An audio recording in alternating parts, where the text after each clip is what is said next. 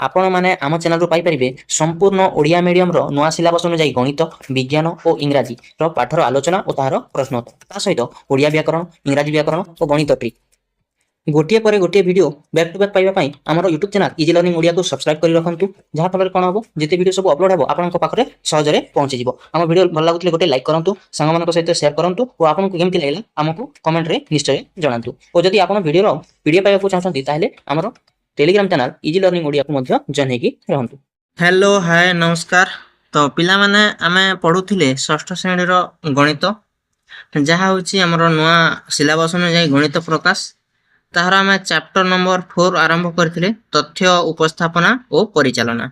हमरो देखो ए सब जहा नंबर अछि हमरो पेज नंबर 85 रु जहा अछि ऊपर को ता हमरो सरी जाइथिला। तो आमे पेज नंबर 85 रु आगो को जा अछि स्तंभ लेख रु आरंभ करिबा। आउ आमे गोटे गोटे वीडियो रे आमे जानिछे जे गोटे गोटे तुम अभ्यास कार्य कहि पारो बा आसो सिखिबा लिखिबा एमती किछि देछि तेमती हरे आमे गोटे गोटे वीडियो रे समस्त प्रकार नंबर गुडका समाधान करूथिले। तो आमे आजि स्तंभ लेख कहिले कोन बुझिबा आउ एहाठु आगो को आमे कंटिन्यू रखिबा। देखो बुझिबा तो माने टीवी रे किंबा खबर कागज रे एही परि ग्राफ देखिथिबो क्रिकेट खेलला बेले किंबा जीडीपी एमती न्यूज चैनल रे जदी जीडीपी दर्शाउछि ताहले आगो वर्ष केते थिला ए वर्ष केते अछि कोन बढ़िला किंबा क्रिकेट खेलाली मानकर स्कोर दर्शाइबा पई ए सब चार्ट रो कोन व्यवहार करा जाय थाए। चित्रलेख परे स्तंभ लेख गुडी को सूचना को शीघ्र बुझिबा एवं व्याख्या करबा को हमको सहायता करथाय। तो हमें आगरु चित्रलेख बुझी गया आछे तो जे माने से वीडियो देखि नांती ताहले हमर प्लेलिस्ट को विजिट करंतु क्लास 6 गणित प्रकाश लगा अछि सेथिरे हमर वीडियो गुडा को मिलि जिवो। तापरे आगो को देखिबा जेपरि सर्वोच्च मूल्य विभिन्न वर्ग मध्य रे मूल्यर तुलना एमती कि अनेक प्रकार को एमती स्तंभ लेख आकार रे दर्शा जाई थाए। जेते बेले तथ्य परिमाण अधिक थाए सेते बेले एहा को चित्रलेख द्वारा उपस्थापना करबा केवल समय सापेक्ष नहे बरं कष्टकर मध्य हे थाए। कोन आमे आगो चित्रलेख पढिले तो जदि बहुत गुड तथ्य हेतिबा ताहाले ताहाको कोन करबा से चित्रलेख द्वारा उपस्थापना करबाटा टिके कष्टकर हेते सेति पे आमे कोन करबा ए स्तंभ लेख को व्यवहार करबा। आशा देखिबा तथ्य को चित्रलेख परिवर्ते जदि हम स्तंभ लेख माध्यम रे उपस्थापन केमती करा जाय परिबो ताहाको आमे बुझिबा। आशा कल्पनांक द्वारा संग्रहित तथ्य को नेबा आउ प्रत्येक श्रेणी रे गोटे दिन रे अनुपस्थित थिबा शिक्षार्थी संख्या को हमें लक्ष्य करिबा। जेमती देखो श्रेणी अछि आ श्रेणी रे प्रथम द्वितीय तृतीय चतुर्थ एमती सप्तम श्रेणी रे अष्टम श्रेणी पर्यंत देछि। आ अनुपस्थित थिबा संख्या जेमती कि प्रथम श्रेणी रे 3 जन अनुपस्थित द्वितीय श्रेणी रे 5 जन तृतीय श्रेणी रे 4 जन चतुर्थ श्रेणी रे 2 जन एमती हरे ताहारो हमरो डाटा दिया जायछि बा ताहारो शिक्षार्थी को एमती कल्पना करी संग्रहित कर देबा तथ्य को दिया जायछि। ठीक अछि तो एहा को हमें केमती कोन करबा स्तंभ लेख माध्यम रे ता को हमें दर्शेबा। देखो से एठी कर दैछि देखो से निम्न रे स्तंभ लेख प्रस्तुत करथिबा एक समान तथ्य को उपस्थापना करि परिबे जेमती एक को जणे शिक्षार्थी को बुझाउछि। तो जदि हमें देखो श्रेणी अछि श्रेणी हला प्रथम द्वितीय तृतीय चतुर्थ पंचम षष्ठ सप्तम अष्टम एटा हला श्रेणी एतरे माध्य हमें अष्टम श्रेणी पर्यंत नैचे। देखो तापर कोन बुझैछि जे प्रथम श्रेणी रे तार ए देखो ग्राफ टी बा स्तंभटी केते पर्यंत जायति 3 पर्यंत जायछि ता माने हम एथिर कोन जानले जे प्रथम श्रेणी रो शिक्षार्थी गुडी को केते जण अनुपस्थित अछंती 3 जण अनुपस्थित अछंती। देखो ए टेबल रे मध्य प्रथम श्रेणी रे 3 जण अनुपस्थित थिवार हमें देखि कि आसीछि। तो एमती करबा एठी नै जिबा हमें शिक्षार्थी को संख्या आ एठी नै जिबा श्रेणी आ को श्रेणी रे केते जण शिक्षार्थी कोन अनुपस्थित अछंती ताको एमती हर हमें बुझी परिबा। सेमती देखो द्वितीय श्रेणी रे देखो तार स्तंभ केते पर्यंत जायछि 5 पर्यंत जायछि ता माने द्वितीय श्रेणी रे 5 जण अनुपस्थित अछंती। तृतीय श्रेणी रे केते जण अनुपस्थित अछंती 4 पर्यंत जायछि माने 4 जण अनुपस्थित ଅଛନ୍ତି। ପଞ୍ଚମ ଶ୍ରେଣୀକୁ ତମେ ଲକ୍ଷ୍ୟ କର, ପଞ୍ଚମ ଶ୍ରେଣୀରେ କୌଣସି ଆମ ସ୍ତମ୍ଭ ନାହିଁ, କାହିଁକି ନା ପଞ୍ଚମ ଶ୍ରେଣୀରେ ସମସ୍ତେ ଉପସ୍ଥିତ ଅଛନ୍ତି, କେହି ମଧ୍ୟ ଅନୁପସ୍ଥିତ ନାହାନ୍ତି। ତାମାନେ ଏଇଟା 0, ସେଥିପାଇଁ ଏଥିରେ କୌଣସି ସ୍ତମ୍ଭ ବ୍ୟବହାର କରାଯାଇ ନାହିଁ। ଏମିତି ଭାବରେ ଆମେ ଦେଖ ଆଗରେ ଆଉ ଅନେକ ଗୁଡ଼ିଏ ଉଦାହରଣ ନେଇକି ବୁଝିବା, ଆଉ ତାହାକୁ ଆମେ ଅତି ସରଳରେ କରିବାକୁ ଚେଷ୍ଟା କରିବା। ତ ବୁଝିପାରିଲ ଯେ କେମିତି ଆମେ ସ୍ତମ୍ଭ ଲେଖ କରାଯାଏ। ଦେଖ ଗୋଟେ एककକୁ 1 ଜଣ ଆମେ ଶିକ୍ଷାର୍ଥୀ ନେଇଛି, କିନ୍ତୁ ଆଉ ଯଦି ବହୁତ ବଡ଼ ବଡ଼ ଯଦି ଏଠାରେ ଥିବ ତାହାର ତଥ୍ୟ ଗୁଡ଼ାକ, ତାହେଲେ ଆମେ ଗୋଟେ ଏକକକୁ ଆମେ 10 ଜଣ ଶିକ୍ଷାର୍ଥୀ ମଧ୍ୟ ନେଇପାରିବ, 15 ଜଣ, ଏମିତି ତମ 50 ଜଣ 100 ଜଣ ମଧ୍ୟ ଏମିତି ତମେ ନେଇପାରିବ। ଠିକ ଅଛି, ଆଉ ଦେଖ ଆଉ କ'ଣ ଅଛି ଦେଖିବା। ଉପର ସ୍ତମ୍ଭ ଲେଖ ବ୍ୟବହାର କରି ନିମ୍ନଲିଖିତ ଶବ୍ଦ ଗୁଡ଼ିକର ପ୍ରଶ୍ନ ଗୁଡ଼ିକର ଉତ୍ତର ଦିଅ।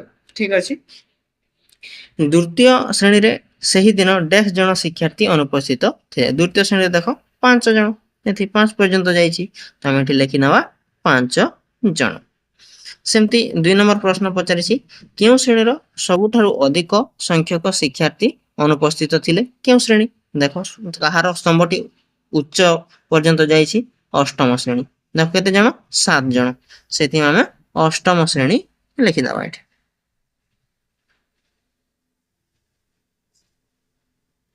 ତାପରେ ଦେଖ 3 ନମ୍ବର ପ୍ରଶ୍ନ, ସେହି ଦିନ କେଉଁ ଶ୍ରେଣୀର ପୂର୍ଣ୍ଣ ଉପସ୍ଥାନ ଥିଲା? ତାମାନେ ଗୋଟେ ଜଣ ବି ଅନୁପସ୍ଥିତ ନଥିଲେ, ସେଇଟା ହେଲା ପଞ୍ଚମ ଶ୍ରେଣୀ। ଶ୍ରେଣୀକି ଆମେ ତଲେ ନେଇଛି, ଆମେ ଏଠି ଲେଖି ନେବା ପଞ୍ଚମ ଶ୍ରେଣୀ। ସ୍ତମ୍ଭ ଲେଖ ପ୍ରସ୍ତୁତ କରିବା ସମୟରେ ସମାନ ପ୍ରସ୍ତର ସ୍ତମ୍ଭ ଗୁଡ଼ିକୁ ଭୂ ସମାନ୍ତର କିମ୍ବା ଭୂଲମ୍ବ ଅକ୍ଷରରେ ଅଙ୍କନ କରାଯାଇ ପାରିବ ଏବଂ ସେମାନଙ୍କ ମଧ୍ୟରେ ସମାନ ବ୍ୟବଧାନ ରଖାଯିବ। ଦେଖ ଏଥିରେ ଯୋଉ କରାଯାଇଛି ଏଇଟା ସବୁ ତା ମଧ୍ୟରେ ଗ୍ୟାପଟା ପୁରା ସମାନ ଅଛି, ସେଟାକୁ କୁହାଯାଇଛି। ଗୋଟେ ସ୍ତମ୍ଭ ଆଉ ଗୋଟେ ସ୍ତମ୍ଭ ମଧ୍ୟରେ କ'ଣ ହବ? ସବୁ ସମାନ ଆକାରରେ ତାହାର ଗ୍ୟାପଟା ରହିବ। ଆଉ ଏଠି ଦେଖ 1 2 3 4 5 6 ଏଇଟା ଏମିତି ପୁରା ସମାନ ଗ୍ୟାପରେ ରହିବ। ଆମେ 1 ରୁ 5 5 ରୁ 7 7 ରୁ 9 ଏମିତି ଭାବରେ ନେଇପାରିବା ନାହିଁ। ତାର ଏ ସଂଖ୍ୟାରେ ମଧ୍ୟ ପୁରା ଗ୍ୟାପଟି ସମାନ ରହିବ, ଆଉ ତାର ସ୍ତମ୍ଭ ସ୍ତମ୍ଭ ମଧ୍ୟରେ ମଧ୍ୟ ତାହାର ଗ୍ୟାପଟି ସମାନ ରହିବାର ଦରକାର ଅଛି, ସେଇଟା ଏଠି ଲେଖା ହେଇଛି। ତାପରେ ପ୍ରତ୍ୟେକ ସ୍ତମ୍ଭର ଲମ୍ବ କିମ୍ବା ଉଚ୍ଚତା ପ୍ରଦତ୍ତ ସଂଖ୍ୟାକୁ ସୂଚାଇ ଥାଏ। ଏଟା ମଧ୍ୟ ଆମେ ଦେଖିଲେ ଯେ ଏଟା ଦେଖ ଦ୍ୱିତୀୟ ଶ୍ରେଣୀ, ଏଠି ଦେଖ ଲିଭେଇ ଦଉଛି ଆଉ ବୁଝଉଛି କ'ଣ କହୁଛି ସେଠି। ଦ୍ୱିତୀୟ ଶ୍ରେଣୀର 5 ଜଣ ଅନୁପସ୍ଥିତ ଅଛନ୍ତି, ତ ଦ୍ୱିତୀୟ ଶ୍ରେଣୀରେ 5 ଜଣ ଅନୁପସ୍ଥିତ ଅଛନ୍ତି ମାନେ ତାର ସ୍ତମ୍ଭ 5 ପର୍ଯ୍ୟନ୍ତ ଯିବ, ତାର ଏଠି ରଖି ଦେଇପାରିବା ନାହିଁ, କିମ୍ବା ଏଠିରେ 4.5 ବା 4 ଅଧା କରିପାରିବା ଆମେ ନାହିଁ। ଯେତେ ଜଣ ଅନୁପସ୍ଥିତ ଅଛନ୍ତି ସେ ପର୍ଯ୍ୟନ୍ତ ତାର ସ୍ତମ୍ଭଟି ପୁରା ସମ୍ପୂର୍ଣ୍ଣ ଭାବେ ଜଣାଯିବାର ଅଛି। ବୁଝିହେଲା? ତାହେଲେ ଯାଇକି ଆମର ତଥ୍ୟ ଯାହାକୁ ଦେଖିବାର ଥିବ ସେ ଭଲ ଭାବରେ ବୁଝିପାରିବ।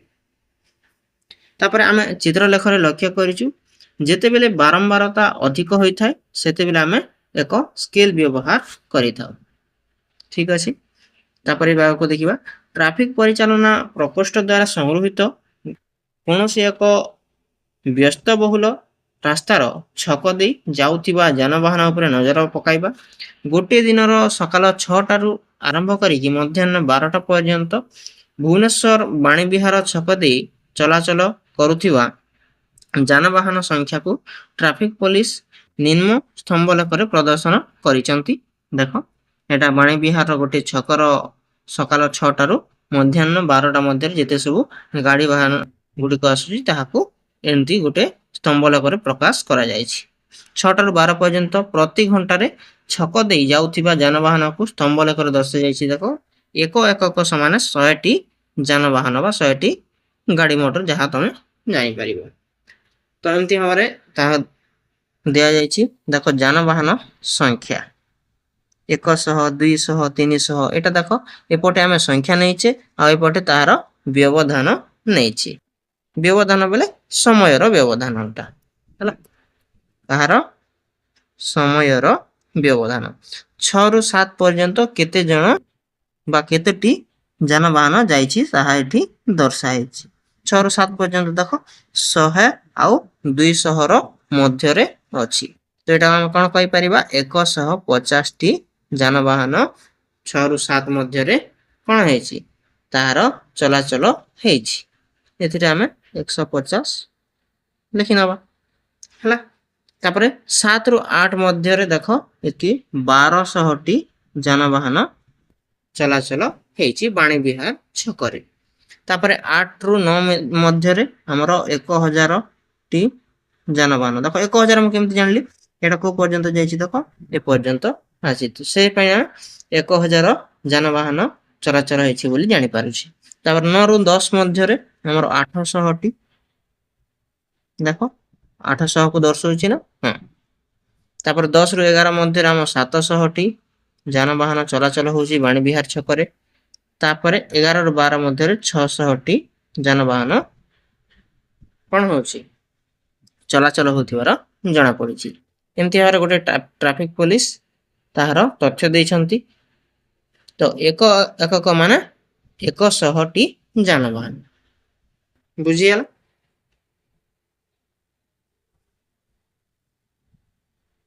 ଆମେ ଲକ୍ଷ୍ୟ କରି ପାଇବା ଯେ ବାଣୀବିହାର ଛକ ଦେଇ ଚଳାଚଳ କରୁଥିବା ଗାଡ଼ି ସଂଖ୍ୟାକୁ ସକାଳ 7ଟା ରୁ 8ଟା ସମୟ ବ୍ୟବଧାନ ପାଇଁ ସବୁଠାରୁ ଲମ୍ବା ସ୍ତମ୍ଭ ଦର୍ଶାଯାଇଅଛି। 7 ରୁ 8 ଭିତରେ ଦେଖ ସବୁଠାରୁ ଲମ୍ବା ବା ସବୁଠାରୁ ବଡ଼ ତଥ୍ୟ ଯାହାକି 1200 ଗାଡ଼ି ଯାନବାହନ କଣ ହୋଇଛି ତାହାର ଚଳାଚଳ ହେବାର ଦର୍ଶାଯାଇଛି।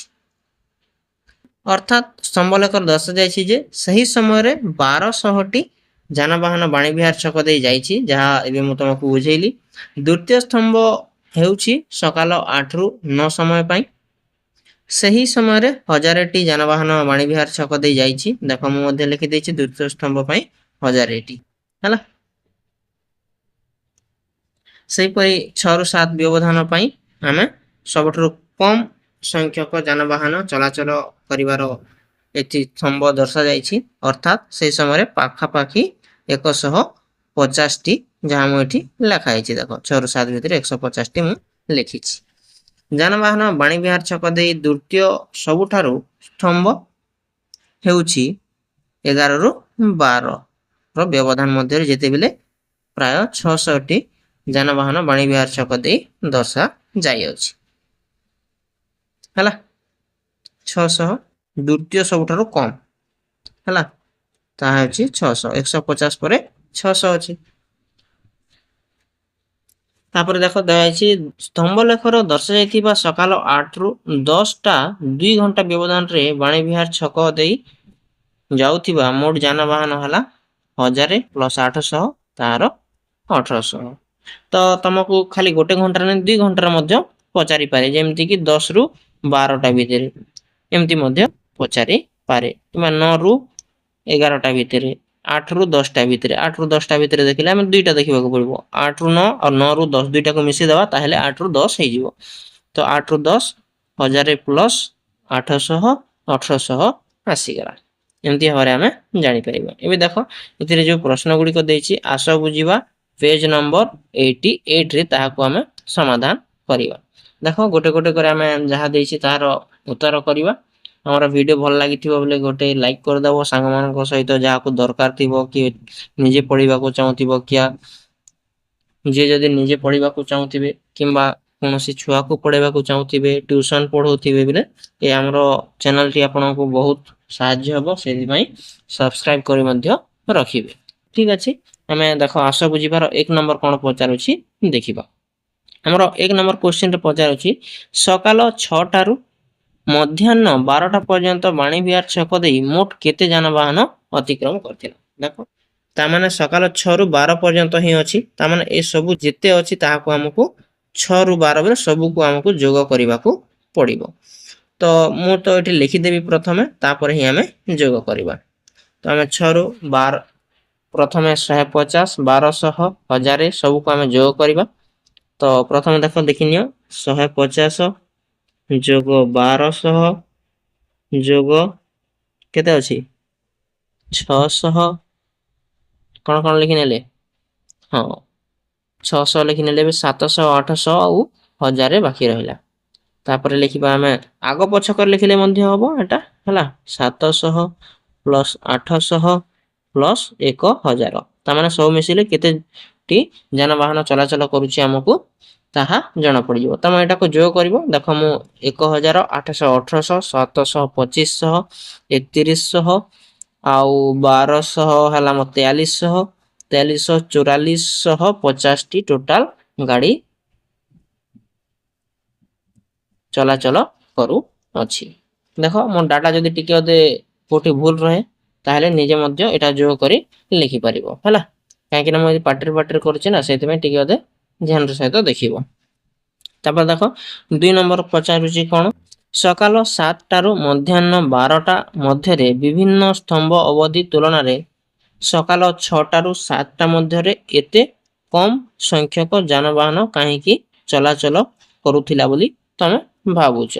देखो सकाल 6 टारू 7 टा मध्यरे कोन पय एते कम थिला आउ देखो एतिरे पाखा पाखी सबु पाखा पाखी समान थिबार देखा जाउछि काहे कि ना एटा सकाल समय सेति पय एमति लिखि नेबो। यार उत्तर रे सकाल समय जोगु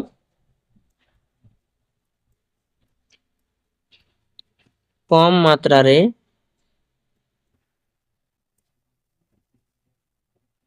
गाड़ी मोटर चलाचल करूछि।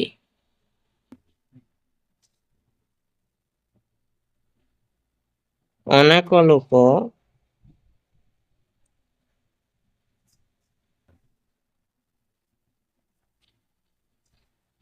सकाल समय रे चाली चाली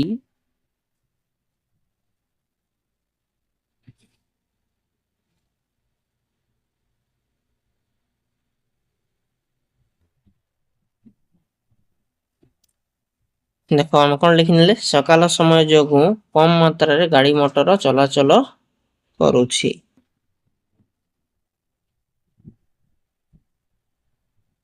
कारण स्कूल ऑफिस कॉलेज ए पर्यंत खोला नहीं एमती मात्रा तमे लिखि नेबो। तामने सकालू कोनोसी स्कूल कॉलेज कम मात्रा रे बहुत कम मात्रा रे खोला ही थाए सेति पय स्कूल कॉलेज गाड़ी ऑफिस ए सबु रो हमको जानवाहन देखिबा को मिले नाही सेति में बहुत कम मात्रा रे सकाल 6 रु 7 टा मध्य रे हमको जानवाहन देखिबा को मिलुची। एमती हारे तमे उत्तर लिखिनियो। देखो उत्तर लिखिनियो मु एटा को लिखि देबी तापर एबे हमें 3 नंबर करिबा। लिखि नेलो पुश करिकि लिखिनियो ठीक अछि। एबे हमें 3 नंबर देखिबा। 3 नंबर हमको कोन पचारुछि देखो 3 नंबर हमको पचारुछि सकाल 7 टारू 8 टा मध्य रे एते अधिक संख्यक जानवाहन काहे कि चलाचल करथिला बोली तमे भाबुछ। एटा को मध्य हमें सेंती अक्षर रे उत्तर लिखिबा। तमे एठी लिखिबा एही समय रे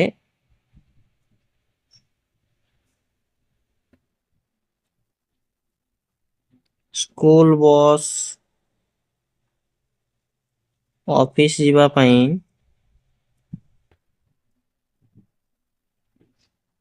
लोके बेसी जीवा आसीबा करंती।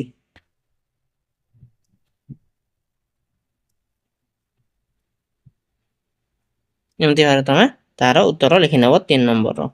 एबे हमें 4 नंबर कर नेबा हैला एटा तमे वीडियो को पुश करिकि टिके पछा करो वीडियो को पुश करिकि तार उत्तर लिखिने। तापर हमें 4 नंबर कोन पचारे सकाल 8 टा पर मध्याह्न पर्यंत प्रत्येक घंटार जानवाहन चलाचल काहे कि कमी कमी जाउची काहे कि ना 8 टा पर स्कूल मन सब खोली जाय थाए तो स्कूल को समस्त पहुंचिला परे समस्ते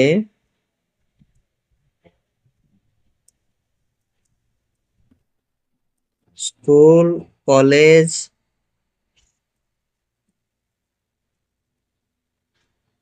ऑफिस पहुंची जाइथिबा जोगु